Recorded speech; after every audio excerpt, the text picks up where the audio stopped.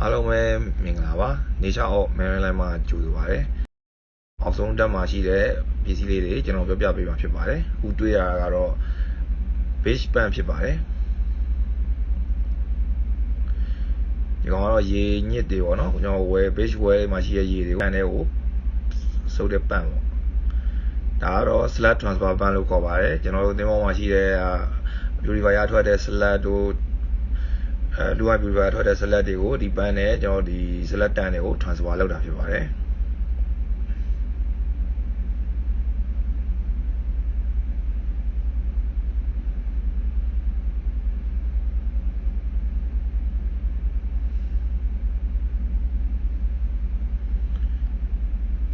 ဒီအပေါ်အောင်နှလုံးကတော့တစ်လုံးက general fresh water ပန်းနဲ့တစ်လုံးက drinking fresh water ပန်းဖြစ်ပါတယ်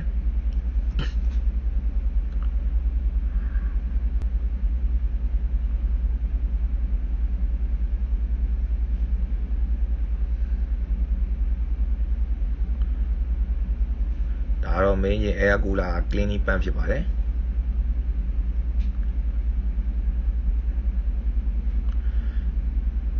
ဒါကတော့ refer machine cooling seawater pump ဖြစ်ပါတယ်ဒါကတော့ seawater service pump ဖြစ်ပါတယ်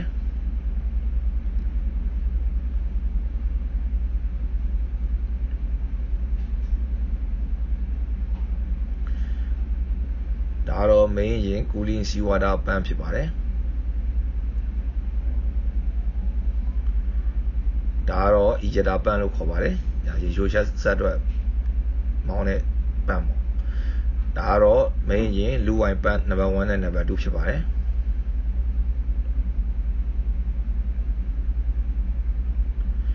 ဒါကတော့ number 2 generator engine ဖြစ်ပါတယ်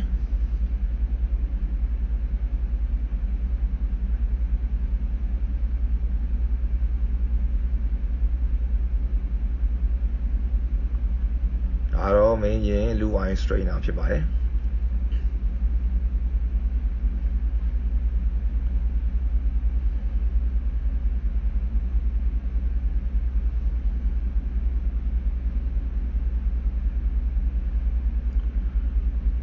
ဒါတော့ fire and base pump ဖြစ်ပါတယ်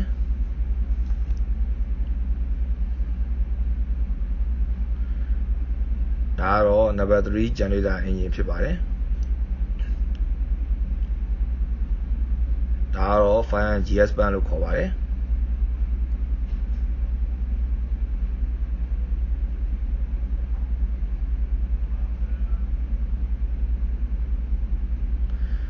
ဒါတော့ F4 transfer pump ဖြစ်ပါတယ်ကျွန်တော်တို့ဒီအောက်က F4 တန်းကနေပြီးတော့အပေါ်က14တန်းတွေကိုဒီပန့်နဲ့ transfer လုပ်ပြီးတော့သုံးတာပါဒါကတော့ DO transfer pump ဖြစ်ပါတယ်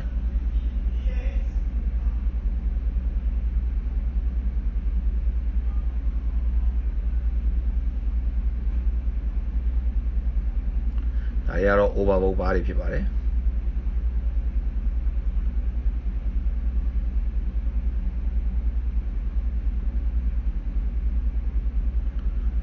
ဒါတော့အောက်ဆုံးတက်